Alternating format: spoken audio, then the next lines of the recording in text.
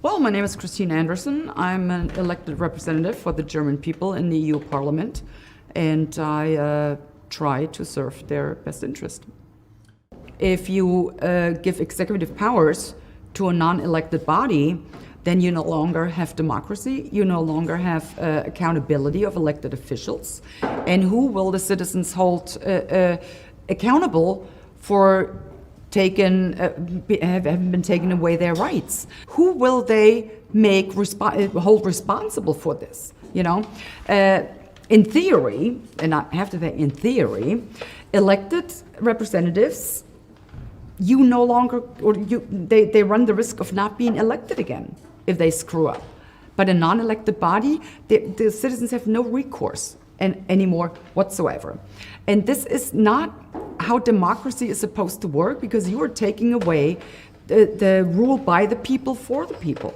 That's what you take away with this. And people need to understand, if this treaty goes through, you can bury democracy altogether. It's done with. They have the right to call out a pandemic, and once they do, they will seize executive powers of the member states. So it's now not the government, let's say the German government in our instance, that will impose restrictions on us that we could theoretically fight. Even that was, hard enough to do. But how are you going to go against WHO? I mean, you can't drag them into court. You can't threaten them to not elect them anymore. They don't care. I mean, they're funded by the richest of the super rich people in the world. They don't care. They have all the money, and they don't care about fundamental rights or democracy. If they say, you will stay at home for as long as I tell you, you will. There's always hope. And there's quite a few things you can do. It's not easy, but for one, get involved.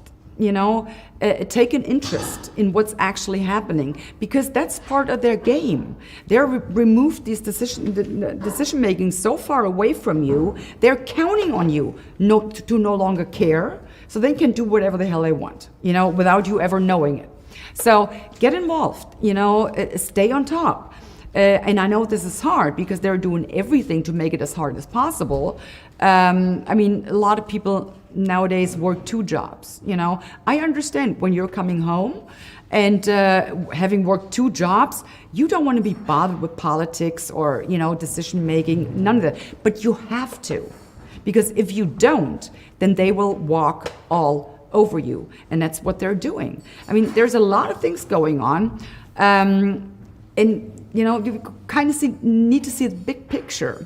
It's various different mechanisms, instruments, crises they need to fight, whatever, integration of EU, have the super state.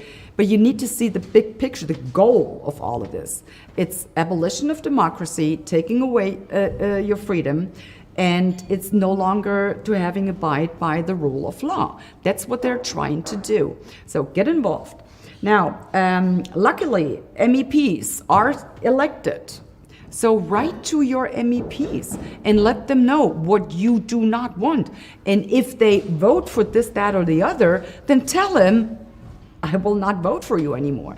That gets them scared, So there's, every once in a while, there's like a campaign, but it's usually run by the left side, So we get like thousands of emails, It's basically pretty much the same thing.